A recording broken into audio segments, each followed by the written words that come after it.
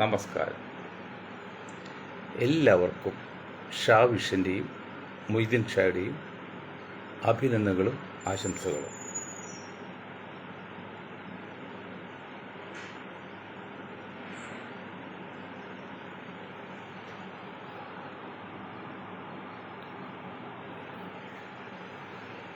ബഹുമാന്യർ,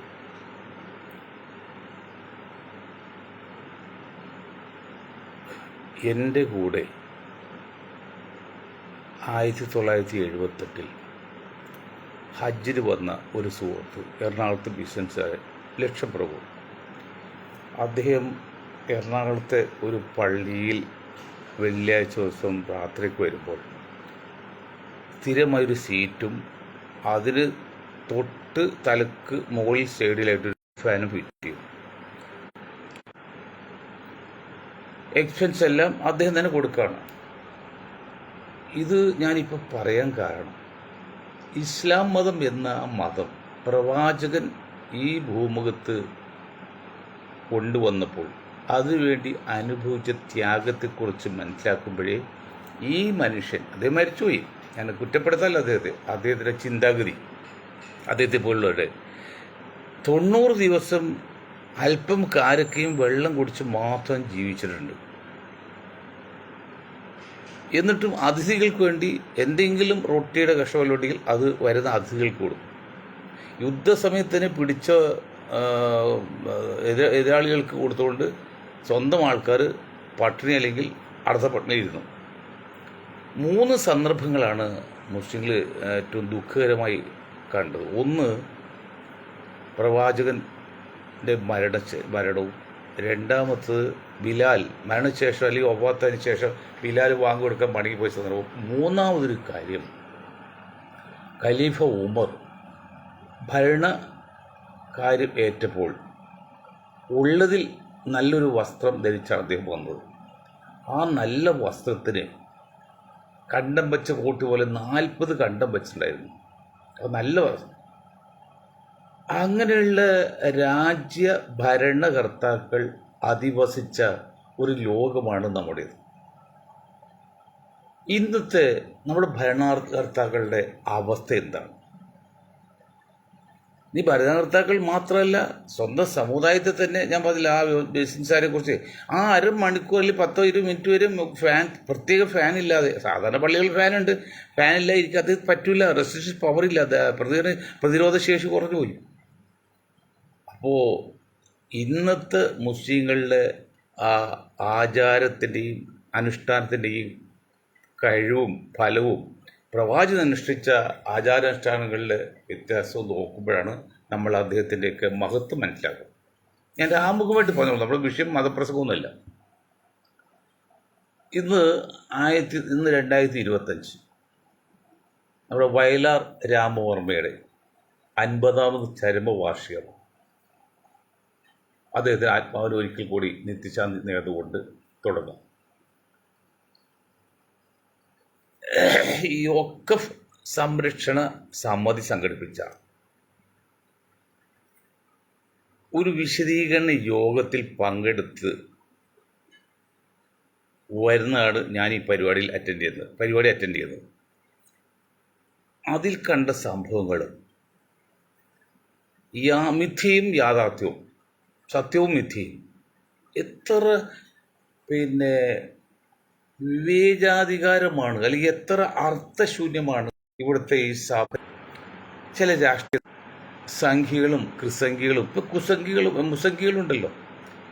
നമുക്ക് കേരളത്തിൽ 4 സമുദായങ്ങൾ പ്രധാനമായിട്ടും. ഒന്ന് സഭ നിയന്ത്രിക്കുന്ന ക്രിസ്ത്യൻ, മറ്റത് NSS നടക്കുന്ന നായർ സമുദായം, മറ്റൊന്ന് ഈഴവ വിഭാഗമുള്ള SNDPയുടെ വെള്ളാപ്പള്ളി പാർട്ടി, മറ്റൊന്ന് MES നടത്തുന്ന അബ്ദുൽ ഗഫൂറിൻ്റെ മകൻ. ഈ 4 നേതാക്കളും സമുദായത്തെ ചൂഷണം ചെയ്യല്ല, സമുദായത്തെ വിറ്റ് അവരും അവരുടെ നേതാക്കളും കുടുംബാംഗങ്ങളും ആസ്വദിക്കുകയാണ് ജീവിതം, അർമാദിക്കുകയാണ്. MES ഒട്ടും പുറകില്ല. അബ്ദുൽ ഗഫൂർ, ഫസൽ ഗഫൂർ, ഫസൽ ഗഫൂർ പോലും സമുദായത്തെ ചില കാര്യങ്ങളിൽ ഇടപഴകുമ്പോൾ നീതിയോടെ അല്ല എന്ന് ദുഃഖകരമായി പറയേണ്ടി വരുന്നു. അതിലൊന്നും ഒക്കെ ഭൂമിയെക്കുറിച്ച് മുൻപത്തെ ഒക്കെ ഭൂമിയെക്കുറിച്ച് ഫസൽ പറഞ്ഞ ആ വ്യാഖ്യാനം, മുസ്ലിം ലീഗ് എടുത്ത തീരുമാനം, കോൺഗ്രസ് നേതാക്കൾ എടുത്ത ചില ഇത്, പിന്നെ എം പിയുടെ പ്രസ്താവനയൊക്കെ. ഞാൻ ഒരു കാര്യം ലളിതമായിട്ട് പറയാം. ഞാൻ വരുമ്പോൾ അവരെടുത്താണ് വാഴക്കുളം എന്ന് പറഞ്ഞ ചെമ്പറയ്ക്ക്. അവിടെ ജ്യോതി തിയേറ്റർ ഉണ്ട്. വർഷങ്ങളായിട്ട് ഏറ്റവും പഴയ സിനിമ തിയേറ്ററിൽ ഒരെണ്ണമാണ്. ആകെ ജ്യോതിക്കും ലക്കിയാണ്, പിന്നെ പുഷ്പ വന്ന്, പിന്നെ VVM വന്ന്, അങ്ങനെ 3-4 തിയേറ്റർ. വന്നവിടെ ലൈൻ മാറി 2-3 തിയേറ്ററൊക്കെ ആണല്ലോ. അപ്പോൾ ജ്യോതിയാണ് അറിയപ്പെടുന്ന പഴയ തിയേറ്റർ. അതൊരു അച്ചായ ഫാമിലി, അച്ചായ കുടുംബം വാടക എടുത്തുകയാണ് ഈഴ വിഭാഗം SNDP കയ്യിൽ.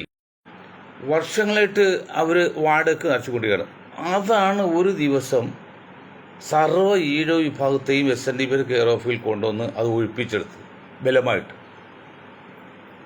1950 മുതൽ ഓക്കഫ് ചെയ്തിരിക്കുന്ന ആ വസ്തു ഒഴിപ്പിക്കാൻ വേണ്ടി ഇടപെടുകയോ, ഇത് മറ്റേ കോടതി മുഖേന ഇടപെടുന്ന കാര്യമില്ല, അല്ലാതെ ശാരീരികമായിട്ട് ഇടപെടുകയോ അതൊരു പ്രസ്താവന നടത്തുകയോ ഏത് കക്ഷികളുടെ ഇത് സംസാരിക്കുകയോ ചെയ്തില്ല. അത് നിയമത്തിന് വഴിക്ക് വോട്ട് ചെയ്യുന്നുള്ള പ്രതീക്ഷയിലാണ്.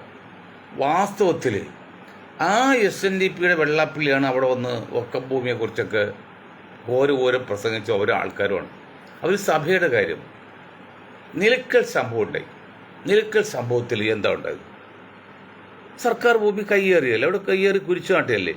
എങ്കിൽ വന്ന് കരുണാകരൻ ഇടപെട്ട് കയ്യേറിയാണെങ്കിൽ പോലും അവർക്കതിന് വേണ്ട 50 ഏക്കർ അതിൽ കൊടുത്ത് മരം വിറ്റിന് കോടികൾ കിട്ടിയിട്ടുണ്ട്. ആ പ്രശ്നം പരിഹരിച്ചു. കയ്യേറിയിട്ട് ഇത് വഖഫ് ഭൂമി എന്നുകൊണ്ട് അവരുടെ വഖഫ് ചെയ്ത സത്വത്തിൽ ഒരു സ്വകാര്യ വ്യക്തി 100% ആത്മാർത്ഥമായിട്ട് പിന്നെ സമുദായ സ്നേഹത്തിന് വേണ്ടി വഖഫ് ഇഷ്ടദാനം കൊടുക്കുമ്പോൾ വഖഫ് ചെയ്ത് കൊടുത്താണ് ദൈവത്തിൻ്റെ നാമത്തിൽ. അത് വഖഫ് ചെയ്ത വസ്തുവിൽ നിന്ന് അതിൻ്റെ ആനുകൂല്യം പറ്റുന്നത് ആ ഒരു സമുദായം മാത്രമല്ല, എല്ലാ മാനവകുലത്തിനു വേണ്ടിയാണ്. ഉദാഹരണം ഫറൂഖ് കോളേജ് അല്ലേ പറഞ്ഞത്, അല്ല ഫാറൂഖ് കോളേജ് പറഞ്ഞു, ഫാറൂഖ് എന്നല്ല ഫറൂഖ് കോളേജ്, ആ സ്ഥലത്തിൻ്റെ പേരാണ്.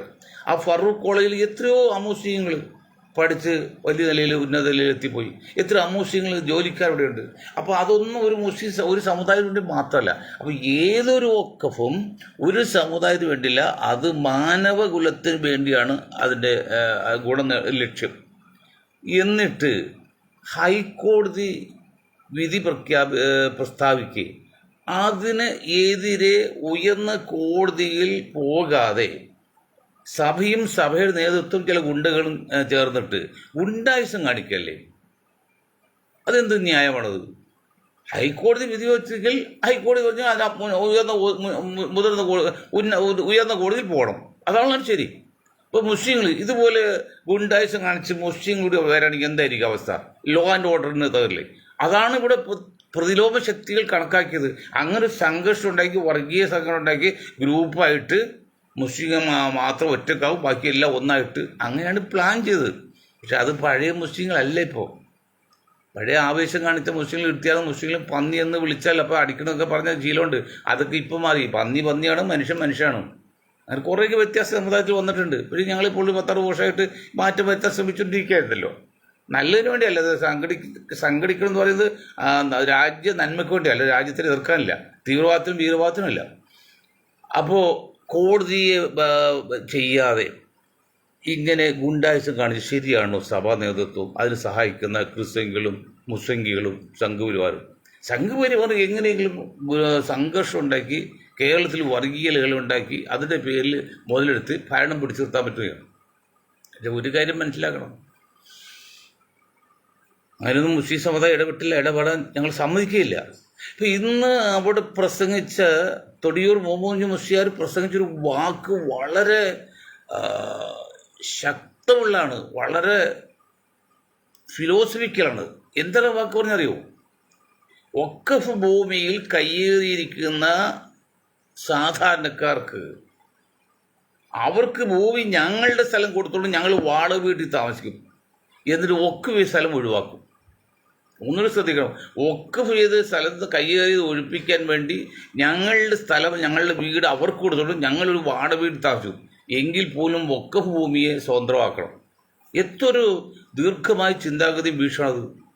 ഇനി ധരിക്കുന്നത് പാൻറ്റും കോട്ടിട്ട് വന്നല്ലോ, വെറും സാധാരണ ജുബേഷം കൊണ്ട് ഷർട്ടും ഇട്ട് തലയൊക്കെ കിട്ടിയ ഒരു മുസ്ലിമിൽ നിന്നാണ് ആ വാക്ക് വന്നത്.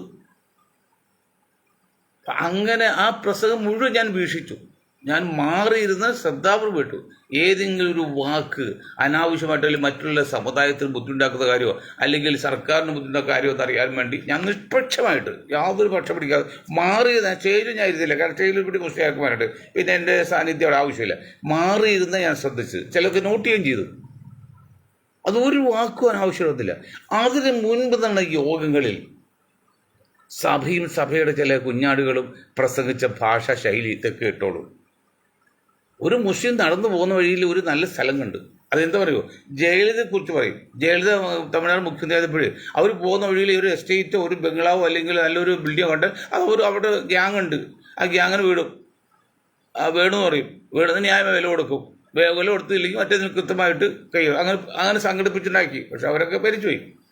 അപ്പോൾ ഏതെങ്കിലും മുസ്ലിം റോഡ് നടന്നു പോകുമ്പോൾ ഏതെങ്കിലും ഒരു സ്ഥലം കണ്ട് അത് വഖഫ് പ്രഖ്യാപിക്കുമെന്ന് പറഞ്ഞാൽ എന്തൊരു അർത്ഥശൂന്യമാണ്. സത്യത്തെ വ്യഭിചരിക്കല്ലേ സഭ നേതൃത്വമേ? നിങ്ങൾ വിദ്യാഭ്യാസം ബുദ്ധിയുള്ള ആൾക്കാരല്ലേ, സാമാന്യ ബുദ്ധിയും തിരിച്ചറിവുണ്ടല്ലോ. അങ്ങനെ വഖഫ് ചെയ്യണമെങ്കിൽ ചെയ്യുന്ന ആളുടെ പേരിൽ യാതൊരു ബാധ്യതയില്ലാത്ത ഭൂമിയായിരിക്കണം. അത് ജംഗമ വസ്തു ഓക്കുപാൻ പറഞ്ഞില്ല. ജംഗമ ചലിക്കുന്നത്, സ്ഥാപനം സ്ഥിരമായി നിൽക്കുന്നത്, സ്ഥിരമായ ബിൽഡിങ്ങോ അല്ലെങ്കിൽ ഭൂമിയോ അതുപോലെ സ്ഥിര വസ്തുക്കൾ മാത്രമേ ഓക്കുപൈ ചെയ്യാൻ പറ്റുള്ളൂ. നമ്മൾ കാർ വാങ്ങിച്ച് ഓക്കുപൈ ചെയ്യാൻ പറ്റില്ല, ഒരു ബസ് വാങ്ങിച്ച് ഓക്കുപൈ ചെയ്യാൻ അത് കാലഹരണമുണ്ട്.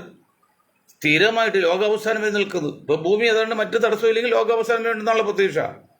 അങ്ങനെയാണ് ചെയ്യുന്നത്. അങ്ങനെ വസ്തു മാത്രമേ ഓക്കുപൈ ചെയ്യാൻ പറ്റുള്ളൂ എന്ന് പറഞ്ഞാൽ 100% നമുക്ക് മാത്രം അവകാശപ്പെട്ടായിരിക്കണം. മറ്റ് യാതൊരു ബാധ്യതയും കളങ്കവും പാടില്ല. അതായത് ഉലോഹിയത്ത് അർത്ഥം കൊടുക്കുമ്പോൾ ആ മൃഗങ്ങളെ കുറിച്ച് പറയും. അയബ് എന്നാൽ ന്യൂനതയും പാടില്ല, നല്ല ആരോഗ്യമുള്ളതും അഴകുള്ളതും നമ്പർ 1 ആയിരിക്കണം എന്ന് പറഞ്ഞ പോലെ വഖഫ് ചെയ്യുന്ന വസ്തു അത് സ്ഥാപനമായിരിക്കണം, ജംഗം പറ്റില്ല. അത് 100% സുതാര്യമായിരിക്കണം, യാതൊരു തടസ്സമില്ലാത്ത പക്ക സ്വാതന്ത്ര്യമുള്ള വസ്തുവായിരിക്കണം. അങ്ങനെയുള്ള വസ്തു മാത്രമേ വഖഫ് ചെയ്യാൻ പാടുള്ളൂ. അതാണ് നിയമെന്നിരിക്കെ ഈ സഭയും ദീപികയൊക്കെ ഇങ്ങനെ പറയുമ്പോൾ എന്താണ് അവർ പ്രതീക്ഷിക്കുന്നത്? എന്താണ് അവർ ആഗ്രഹിക്കുന്നത്? ഇവിടെ സംഘർഷം ഉണ്ടാക്കണം, കുത്തിച്ചാവണമെന്നാണോ? സഭയ്ക്ക് അങ്ങനെ കുഴപ്പമുണ്ടായില്ല. ഈ അടുത്താൽ ക്രിസംഗികളും മുസംഗിയും പിന്നെ സംഘവിചാരണയ്ക്ക് ബന്ധപ്പെട്ട ശേഷമാണ് അവരിത് തീരുമാനിക്കുന്നത്. പക്ഷെ ഒരു സംഭവത്തെക്കുറിച്ച് ഞാൻ പറയാതിരിക്കാൻ പറ്റില്ല. ഏതൊരു 2-3 വർഷം മുൻപ് ഈ പൗരത്വ പ്രശ്നത്തിന് വേണ്ടി എറണാകുളം ജില്ലയിൽ ഏതാനും മണിക്കൂർ കൊണ്ട് ഒരു 7 ലക്ഷം പേര് പങ്കെടുത്തൊരു പ്രകടനം നടത്തി. ഇത് കണ്ടുകൂടി വാസ്തവമായ സംഘം ഈ സഭയും സഭയുടെ ചില നേതൃത്വം ഭയന്നു പോയി. അത് കുറ്റം പറയാക്കൂല. ഈ എന്താ പറയുന്നത്, സ്വതബുദ്ധിയില്ലാത്ത അല്ലെങ്കിൽ ക്ഷമയില്ലാത്ത ഇടുത്തിയാട്ടക്കാരായ മണ്ടന്മാരായ കുബുദ്ധികളായ ഈ മുസ്ലിങ്ങൾ 7 ലക്ഷം പേർക്ക് 5-8 മണിക്കൂർ കൊണ്ട് അല്ലെങ്കിൽ ഒരു ദിവസം കൊണ്ട് സംഘടിപ്പിച്ചെങ്കിൽ ഞങ്ങളിവിടെ എങ്ങനെ സുരക്ഷിതമാണ്, ഞങ്ങൾ ഭയപ്പെടില്ലേ, ശരിയല്ലേ എന്ന് വിചാരിച്ചവർ കൊണ്ട് കെട്ടിയതാണ് സംഘപരിവാറിൻ്റെ കൈ കണ്ടത്. അത് സംഘപരിവാർ പറഞ്ഞ് വെളുപ്പിക്കുകയും ചെയ്തത്. അത് ഏതുപോലെ എന്നറിയോ? നമ്മുടെ ഇറാഖ് യുദ്ധത്തിൽ അപ്പോൾ സൗദി അറേബ്യയിലേക്ക് അമേരിക്ക കൈയേറണം. അതൊരു കാരണമുള്ളൂ, വെറുതെ ചെയ്യാൻ പറ്റുമോ?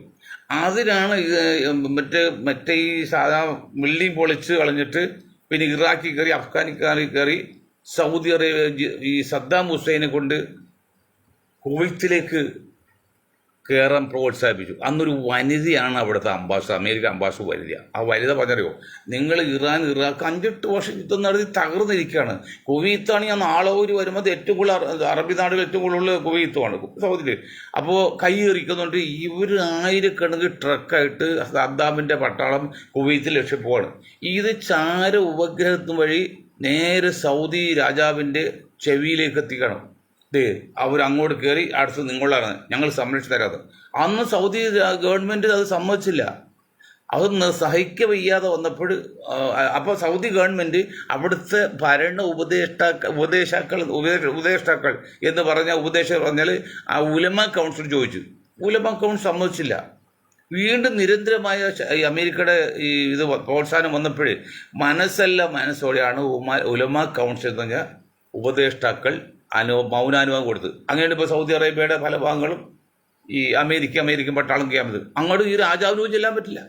അമേരിക്ക കൈവശപ്പെടുത്തിയിരിക്കുന്ന അറബി നാടുകളിൽ ആ ഭാഗത്തേക്ക് അവിടുത്തെ രാജാവിന് പോലും കടക്കാൻ പറ്റില്ല. അത് അവർക്ക് സ്വതന്ത്രമായ രാജ്യമായിട്ട് കൊടുത്തിരിക്കുക. അതിനൊക്കെ അങ്ങനെ എതിർത്ത് കണ്ടുകൊണ്ടാണ് ഈ മറ്റേ അദ്ദേഹം ഒരു തീവ്രവാദ സംഘടനയൊക്കെ ഉണ്ടാക്കിയത്, ബിൻ ലാദൻ. അത് ഒരു വേറെ വശമാണ്. അപ്പം അതുപോലെ ഈ വസ്തുക്കൾ സംഘർഷം ഉണ്ടാക്കി അതിലാളാകാം എന്നുള്ള രീതിയിലും ആണ് സംഘപരിവാർ പ്രോത്സാഹനം ചെയ്തത്. അങ്ങനെ ആ ഒരു വാക്ക് ഈ വിജിലൻസ് ദാഹജലത്തിന് വേണ്ടി കൊതിക്കുന്ന സമയത്ത്, മരണവെപ്പാളത്തിൽ കൊതിക്കുന്ന സമയത്ത് 2 ദൈവം എന്ന് പറയുകയാണെങ്കിൽ വെള്ളം തരാതെ കുപ്പി കാണിക്കുവാനെ. 2 ദൈവം എന്ന് പറയുമ്പോൾ 2 തരാ സമയത്ത് 10 പറഞ്ഞു പോകും. 2 പറഞ്ഞു കഴിഞ്ഞാൽ പിന്നെ വെള്ളവും ഇല്ല ഒന്നുമില്ല, അവൻ കാഫറായി പോയി, അതിൽ അമുസ്ലിമായി എന്നുള്ള അർത്ഥത്തിൽ പറയാം. അതുപോലെയാണ് സഭാ നേതൃത്വം പറ്റി. സഭാ നേതൃത്വം അങ്ങനെ വരാൻ പാടില്ല. അവർ കുറച്ചുകൂടി ബുദ്ധിരാക്ഷസന്മാരും സമാധാന പ്രേമികളും ക്രിസ്തുദേവൻ്റെ ആൾക്കാരുമല്ലേ. എങ്കിൽ അവരെങ്ങനെയാണ് ഇങ്ങനെ സത്യവിരുദ്ധമായിട്ട് ഇത് കേൾക്കുന്ന രാമോസ്യ സുഹൃത്തുക്കളെ, നിങ്ങൾ ചിന്തിക്കുക. നിങ്ങൾക്ക് ബുദ്ധിയുണ്ടല്ലോ, ദൈവം നിങ്ങൾക്ക് ബുദ്ധി തന്നിട്ടുണ്ട്. ചിന്തിക്കുക. വഖഫ് ചെയ്യുക എന്ന് പറഞ്ഞാൽ 100% സ്ഥാവര വസ്തുക്കൾ മാത്രമായിരിക്കണം. അതിൽ യാതൊരു ആധാരത്തിൻ്റെ ന്യൂനത ഉണ്ടാകാൻ പാടില്ല, മറ്റ് തടസ്സം ഉണ്ടാകാൻ പാടില്ല, വേറെ കൈവശക്കാരൊന്നും ഉണ്ടാക്കാൻ പാടില്ല. അങ്ങനെയുള്ള സ്ഥലമാണ് വഖഫ് ചെയ്യുന്നത്. അങ്ങനെയാണ് സത്യം വന്നിരിക്കെ ഈ ഇന്ന് കൂടിയ വഞ്ചി സ്ക്വയറിൽ സഭയുടെ കെയർഫിൽ നടത്തിയ ആ യോഗത്തിൽ പ്രസംഗിച്ച് ഞാൻ പലതും കണ്ട് ചാനൽ കണ്ടാണ്. എന്താ പറയുക, ഒരു മുസ്ലിം നടന്നു പോവാണെങ്കിൽ ഒരു സ്ഥലം കണ്ട് ഇഷ്ടപ്പെട്ട ആദ്യം ഞാൻ വഖഫ് ചെയ്യുമെന്ന് പറഞ്ഞാൽ മതി, രേഖയൊന്നും വേണ്ടത്. അങ്ങനെയൊന്നും വ്യവസ്ഥയില്ല. വ്യവസ്ഥയില്ലെന്ന് ഞാൻ പറയുമ്പോൾ നിങ്ങൾ ബോധ്യപ്പെടുത്തി. എന്താണ് ഇസ്ലാമിനെ കുറിച്ച് അറിയാൻ വേണ്ടി ഞാൻ ആദ്യം ആ വാക്ക് പറഞ്ഞു, ഒരു സംഭവം പറഞ്ഞില്ലേ. അത് ഇസ്ലാമിൽ അന്യൻ്റെ വസ്തുവിൽ പ്രവേശിച്ചു കഴിഞ്ഞാൽ അവിടെ നിന്ന് ചെയ്യാവുന്ന ഒരേ ഒരു കാര്യമുള്ളൂ. ഏത് അന്യൻ്റെ വസ്തുവിൽ നമ്മൾ പ്രവേശിച്ചു കഴിഞ്ഞാൽ അവിടെ നിന്ന് ഒരേ ഒരു കാര്യമുള്ളൂ. പ്രവേശിക്കാനുള്ള സാധ്യത വന്നാൽ നിർബന്ധ നമസ്കാരമുണ്ട്. നിർബന്ധ നമസ്കാരത്തിൽ അതൊരു സമയമുണ്ട്, സമയപരിമിതിയുള്ളതാണ്. ആ സമയം കഴിഞ്ഞാൽ അത് അല്ലെങ്കിൽ അത് തെറ്റിപ്പോവും. അത് തിരുത്താൻ പ്രയാസമാണ്. പക്ഷെ അത് പ്രയാസമാണ്. അങ്ങനെ വരുന്ന സന്ദർഭത്തിൽ മാത്രം നിങ്ങൾ നെയ്യത്തിന് ഈശ്വരനാമത്തിൽ അല്ലെങ്കിൽ ഈശ്വര വിചാരത്തിൽ കൈ കെട്ടി നമസ്കാരം തുടങ്ങാം. പക്ഷേ നിൽക്കാൻ പാടില്ല, നടന്ന് തന്നെ പോയി അവൻ്റെ അതിർത്തി കഴിഞ്ഞോളൂ, മറ്റു ഓപ്പൺ സ്പേസിൽ വരണം. ഇങ്ങനെയുള്ള സന്ദർഭത്തിൽ മാത്രമേ ഒരു മുസ്ലിമിനെ സംബന്ധിച്ച് മറ്റുള്ളവർ വസ്തുവിൽ പ്രവേശിച്ചാലുള്ള സംഭവം. അങ്ങനെ ഇരിക്കെ ഒരു മുസ്ലിം ഭരണാധികാരികളും ഒരു ദേവാലയം തകർത്ത് ഒരു മുസ്ലിം പള്ളി പണിയില്ല, ഒരു കാരണവശാലും. എന്തുകൊണ്ടാണെന്ന് പറഞ്ഞാൽ, ഇപ്പം ഒരു ഭരണാധികാരിക്ക് ഒരുപക്ഷെ മതപരമായ അറിവുണ്ടാവണമെന്നില്ല, അല്ലെങ്കിൽ കൂടുതൽ ആഴത്തിലുള്ള അറിവുണ്ടാവണമെന്നില്ല. പക്ഷെ ആ ഭരണാധികാരികൾക്ക് സ്വാഭാവികമായിട്ടും ഉപദേഷ്ടാക്കളുണ്ട്. ഇന്നുള്ള പോലെ അഡ്വൈസറി ബോർഡ് പോലെ ആ ഉപദേഷ്ടാക്കൾ ഉലമാക്കളായിരിക്കണം. ഉലമാക്കളെങ്കിൽ നല്ല വിവരമുള്ള അറിവുള്ള പുരോഹിതന്മാർ. അവർ പറഞ്ഞു കൊടുക്കും, രാജാവേ, അതുകൊണ്ട് ഒരിക്കലും മറ്റൊരു ദേവാലയം കയ്യേറി ഒരു മുസ്ലിം പള്ളി പണിയുന്ന ചരിത്രം ലോകത്ത് ഇതുവരെ ഉണ്ടായിട്ടില്ല, ഇനിയിട്ട് ഉണ്ടാകുകയില്ല. ലോകം അവസാനം വരെയും ആ നിയമം അങ്ങനെ നിൽക്കുകയാണ്. അങ്ങനെ ഇരിക്കുമ്പോഴാണ് നമ്മൾ ബാബരി മസ്ജിദ് കയ്യേറിയെന്നും പറഞ്ഞിട്ട്, അല്ലെങ്കിൽ അമ്പലം കയ്യേറിയാണ് ബാബരി മസ്ജിദ് ഉണ്ടാക്കി പറഞ്ഞു. അതൊക്കെ ചരിത്രം പറഞ്ഞ് കഴിഞ്ഞു പോയി, നമ്മളത് ഇനി പറഞ്ഞിട്ട് കാര്യമില്ല. അപ്പം അതുപോലെ ബുദ്ധിമോശൻ്റെ സഭ ബഹുമാനപൂർവ്വം ഞാൻ ആദരിക്കുന്നതാണ് സഭയും സഭാ നേതൃത്വവും, പ്രത്യേക ക്രിസ്ത്യൻ സമുദായത്തോട്. നിങ്ങൾ ആവശ്യത്തിലധികം സത്യസന്ധത കാര്യങ്ങൾ പ്രോത്സാഹിപ്പിക്കില്ലേ, അത് അപകടമാണ്, ഒരു സംശയക്കാര്യത്തില്ല. അല്ലെങ്കിൽ നിയമം എന്താണ്, ഒക്കെ ഒരാൾ നടന്നു പോകുന്ന വഴിയിൽ ഒരു സ്ഥലം കണ്ടാൽ അതിങ്ങനെ പറഞ്ഞാൽ മതി, മനസ്സിൽ വിചാരിച്ചാൽ മതി ഒക്കുകയാണ് എന്ന് പറയുന്നത്. എന്തൊരു അർത്ഥശൂന്യമാണ്, ബുദ്ധിശൂന്യമാണ്. ഇതൊക്കെ ചോദ്യം ചെയ്യാനും ചോദിക്കാനും ലോകത്ത്, അല്ലെങ്കിൽ ഇന്ത്യയിൽ, കേരളത്തിൽ, എറണാകുളത്ത് ഒരൊറ്റ ബുദ്ധിജീവികളും ഇല്ലേ? എല്ലാം കണ്ട് ആസ്വദിക്കണം. നമുക്ക് ഭ്രാന്ത് പിടിച്ചത് കണ്ട് ആസ്വദിക്കാതെ പോലെ ഇത്രയും ഒരു സമുദായത്തെ മ്ലേച്ഛമായി 100% അബദ്ധ ജടിലമായി പ്രസ്താവന നടത്തുകയും പ്രസംഗിക്കുകയും പ്രചരണം നടത്തിയിട്ടും അതിനെതിരെ ചോദ്യം ചെയ്യാൻ യുക്തിയുള്ള, ബുദ്ധിയുള്ള, കഴിവുള്ള, വിവേകമുള്ള ഒരു മുസ്ലിം സുഹൃത്തുക്കളും കേരളത്തിലില്ലേ? ഇപ്പം എന്താണ്, PC ജോർജ് അത്രയും മോശമായ കാര്യം പറഞ്ഞിട്ട് കോട്ടയം സെഷൻസ് കോടതി ജാമ്യം അനുവദിച്ചില്ല, അത് ഹൈക്കോടതി ജാമ്യം അനുവദിച്ചു എന്ന് പറഞ്ഞു, മുൻകൂർ ജാമ്യം. അപ്പോൾ ഈ ഹൈക്കോടതിയൊക്കെ നോക്കുന്നത് എന്താണ്? കാരണം ഇതിനു മുൻപ് പല ജാമ്യങ്ങൾ വ്യവസ്ഥയും ലംഘിച്ചിരിക്കുക എന്നുള്ളത് കോടതിക്കറിയാം, അതിൻ്റെ ഇതറിയാം. എന്നിട്ടും ഹൈക്കോടതി അദ്ദേഹത്തിന് മുൻകൂർ ജാമ്യം അനുവദിച്ചപ്പോൾ ഹൈക്കോടതിയിലെ ഏത് യുക്തിയാണ് അവർ കാണുന്നത്? എന്നാൽ ഈ കാര്യത്തിൽ മുൻപത്തെ കാര്യത്തിൽ ഹൈക്കോടതിയുടെ പ്രസ്താവനയിൽ എത്ര ക്ലിയർ എന്നറിയോ? എത്ര സത്യസന്ധത പറയാൻ പറ്റില്ല, അവരുടെ പണിയാണല്ലോ ഹർജിയിൽ. എത്ര കൃത്യമായിട്ടാണ് ആ വാക്ക് ഉപയോഗിക്കുന്നത്, കൃത്യമാണല്ലോ അല്ലേ? ആത്മാർത്ഥത എന്ന് പറയാൻ പറ്റില്ല, കാരണം അവർക്ക് ആത്മാർത്ഥമൊന്നുമില്ല. അവർ നിയമവശം നോക്കും. ആ നിയമവശം നോക്കി വളരെ വ്യക്തമായിട്ട് ഹൈക്കോടതി പറഞ്ഞു. ആദ്യം പറഞ്ഞു, ഇപ്പോൾ രണ്ടാമത്തെ കേസിൽ വിധി പറഞ്ഞു. ഇപ്പോൾ വ്യാഴാഴ്ചത്തേക്ക് പറഞ്ഞിരിക്കണം സർക്കാരിൻ്റെ റിപ്പോർട്ട്. എന്താണ് വഖഫ് ചെയ്ത ഭൂമി സിവിൽ കേസിൽ വിധി പറഞ്ഞിരിക്കെ നിങ്ങൾക്ക് അത് വഖഫ് ചെയ്ത ഭൂമിയിൽ കയ്യേറാൻ നിങ്ങൾക്ക് എന്ത് അവകാശം? ആ ഭൂമി വിൽക്കാൻ നിങ്ങൾക്ക് അവകാശം എന്നുള്ള ചോദ്യമാണ്. അതിന് ശേഷമാണ് ചോദിക്കുന്നത്, ഇങ്ങനെ സിവിൽ കോടതി വിധി പ്രസ്താവിച്ചിരിക്കെ ആ ഭൂമി അതിനെക്കുറിച്ച് അന്വേഷിക്കാൻ ഗവൺമെൻറ് ഓഫ് കേരളക്ക് എന്തധികാരം? ഒരു അന്വേഷണ കമ്മീഷൻ വയ്ക്കാൻ. ഈ അന്വേഷണ കമ്മീഷൻ വച്ചപ്പോൾ അന്വേഷണ കമ്മീഷൻ ഗവൺമെൻറ് ഒരുപക്ഷെ നിയമം അറിയില്ലായിരിക്കാം, ഉപദേഷ്ടാക്കൾ മണ്ടന്മാരായിരിക്കാം. പക്ഷെ ഹൈക്കോടതി റിട്ടയർഡ് ജഡ്ജി നിയമം അറിഞ്ഞിരിക്കുമല്ലോ. ആ ജഡ്ജിക്ക് അറിയില്ലേ ഇത് സിവിൽ കേസ് വയ്ക്കാണ്, ആ സിവിൽ കേസിൽ അങ്ങനെ അന്വേഷണ കമ്മീഷൻ വഹിക്കാൻ പാടില്ല എന്ന് ജഡ്ജിക്ക് അറിയില്ലേ? ഹൈക്കോടതി വിധി വന്നതിന് ശേഷമാണ് ജഡ്ജി പറഞ്ഞിരിക്കും തെറ്റുപറ്റി ഞാൻ മാറാണ് തൽക്കാലം ഇല്ലെന്ന് പറഞ്ഞത്. എന്താണ് രാമേന്ദ്രൻ നായർ സാറേ? ആൾക്ക് എത്ര വർഷമായിരുന്നു, ഇനി എത്ര കാലം ലോകത്തുണ്ട്? ആരെ തൃപ്തിപ്പെടാൻ നിങ്ങളൊക്കെ ചിന്തിക്കാതെ പ്രവർത്തിക്കുന്നത്? ഇപ്പോൾ മറ്റേ കുംഭകോണം കേസുകളിൽ ആയിരക്കണക്കിന് കോടി കട്ടതിൽ അങ്ങയുടെ പേര് ഉപയോഗിച്ചിട്ട് ഇപ്പോൾ അദ്ദേഹം പറയുന്നത് ഞാൻ അറിഞ്ഞില്ല ചേട്ടാണ്. ശരിയായിരിക്കും, നമ്മളെ വിശ്വസിക്കാനൊന്നും കുഴപ്പമില്ല. പക്ഷേ അങ്ങനെ പല സംഭവങ്ങളും. എന്താണ് രാമേന്ദ്രൻ സാർ ഞാൻ ചോദിക്കുന്നത്? നിങ്ങൾ ഇങ്ങനെ അത് ഒരു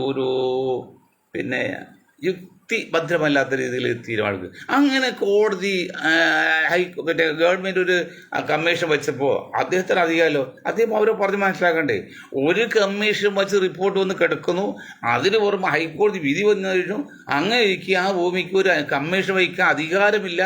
അതിന് സർക്കാർ എന്താ പറഞ്ഞാൽ അങ്ങനെ കമ്മീഷന് യാതൊരു അധികാരമില്ലെന്ന്, ജുഡീഷ്യലോ അർത്ഥ ജുഡീഷ്യലായിട്ട് യാതൊരു അധികാരമില്ലെന്ന്. അപ്പോൾ ആരെ ഭയപ്പെടുത്താൻ, ആര് കാണാൻ? സത്യം പോയില്ലേ? സത്യത്തിന് എത്ര വയസ്സായത്? പണ്ട് ഒരു കവി ചോദിച്ചോല്ലേ, ഭൂമിയിൽ സത്യത്തിന് എത്ര വയസ്സായി? കാരണം സത്യം ഇല്ലാതായിട്ട് കുറേ 1000 വർഷമായി. ഇപ്പം വീണ്ടും ഒന്നും കൂടി പോകല്ലേ അത്? ഇതൊക്കെയാണ് നമ്മുടെ നീതി എന്ന് പറയുന്നത്. ഞങ്ങൾക്കത് ബുദ്ധിമുട്ടുണ്ടത്, കാരണം ഞങ്ങൾ നീതിക്ക് വേണ്ടി പ്രവർത്തിക്കുന്നതാണ്, സത്യത്തിന് വേണ്ടി. ഞങ്ങൾ പറഞ്ഞല്ലോ, കളവ് പറഞ്ഞ് അടുക്കുന്നതിനേക്കാൾ നല്ലത് സത്യം പറഞ്ഞ് അകലുകയാണ്. ഞങ്ങളുടെ പോളിസി അതാണ്. വോയിസ് ഓഫ് ജസ്റ്റിസ്, നീതിയുടെ ശബ്ദമാണ്, വോയിസ് ഓർ വോയിസ്ലെസ്. അപ്പോൾ അതുകൊണ്ട് ദയവ് ചെയ്ത് എൻ്റെ ഈ സംഭാഷണം കേൾക്കുന്ന മുസ്ലിം അമുസ്ലിം സുഹൃത്തുക്കളെ, ബുദ്ധിജീവികളെ, നിങ്ങൾ ഇങ്ങനെയുള്ള കാര്യത്തിൽ ജാതി മതം ഒന്നും നോക്കാതെ സത്യത്തിന് വേണ്ടി നിങ്ങൾ നിൽക്കണം. ഇന്ന് തൊടിയൂർ കുഞ്ഞമുസ്ലിയാർ മുഹമ്മദ് മൊയ്ലി പ്രസംഗിച്ച് പറഞ്ഞ ഭാഷ കേട്ടില്ലോ, ഞാൻ ഒരിക്കൽ കൂടി പറഞ്ഞാൽ ഇത് നിർത്താം. അതായത് അവിടെ ഒക്കെ ഭൂമി വാങ്ങിക്കാനുള്ള അവകാശം ആർക്കും ഇല്ല, ഒക്കെ ഭൂമി വിൽക്കാനുള്ള അധികാരം ആർക്കുമില്ല. എന്നിട്ട് വാങ്ങിച്ചു പോയി, അറിഞ്ഞോ അറിയാതെ വാങ്ങിച്ചു പോയി. അങ്ങനെ വാങ്ങിച്ച് നിരപരാധികളായ ആരെങ്കിലും ഉണ്ടെങ്കിൽ 10, 100 പേരായിട്ടുണ്ടെന്ന് പറയും ഉണ്ടെങ്കിൽ അവർക്ക് നിലയ്ക്കൽ ചെയ്ത പോലെ സർക്കാർ ചെയ്യണം. സർക്കാർ ചെയ്യണമെങ്കിൽ സർക്കാർ ആരെ കൂടി ഇതിൽ കക്ഷി എന്ന് പറയുന്നത് ഫറൂഖ് കോളേജ് മാനേജ്മെൻറ്റാണ്, അവരെ കൂടി ചെയ്യിക്കണം. ഇനി അവരെ രണ്ട് ചെയ്യാൻ പറ്റില്ലെങ്കിൽ ആ തുടിയൂർ മുസ്ലിയാർ പറഞ്ഞറിയോ, ഞങ്ങളുടെ വീട് അവർക്ക് കൊടുക്കാം, ഞങ്ങളൊരു വാർഡ് വീട് താമസിക്കാം, എങ്കിൽ പോലും ഒക്കെ വീത സ്ഥലം അത് സുരക്ഷിതമായിരിക്കണം. എത്രയൊരു നീതിയുക്തമായ സംഭാഷണം, നീതിയുക്തമായ ഭാഷ, എത്രയോ ന്യായമായ വിധി പറച്ചിൽ. എനിക്ക് അഭിമാനം തോന്നുന്നു അങ്ങനെയുള്ള മുസ്ലിയാരെ കുറിച്ചൊക്കെ എനിക്ക് അഭിമാനം. അല്ല, ചില മുസ്ലിയാർക്ക് വരെ ചില സംഭാഷണ പ്രവർത്തനം എനിക്ക് ഇഷ്ടംപോലൊക്കെ ഉണ്ട്. എങ്കിൽ ഇങ്ങനെയുള്ള കാര്യങ്ങൾ പറയുന്ന അവരെക്കുറിച്ച് നമ്മൾ സന്തോഷം തോന്നുന്നു. ഞാനത് നിറഞ്ഞ മനസ്സോടെയാണ് ഞാൻ ആ യോഗം കഴിഞ്ഞ് വന്ന് ഈ പരിപാടി ഇരിക്കുന്നത്. അത് ദയവ് ചെയ്ത് സത്യമായിട്ട് കാര്യങ്ങൾ കണ്ട് മുഖവിലക്കെടുത്ത് വിധി പ്രഖ്യാപിക്കണമെന്നും സംസാരത്തിൽ പോലും നമ്മൾ നിയന്ത്രിക്കണം പറഞ്ഞുകൊണ്ട് ഞാൻ എൻ്റെ വാക്കുകൾ ഉപസംഹരിക്കുകയാണ്. നിങ്ങൾക്ക് ഒരായി നന്ദി. ജയ് ഹിന്ദ്.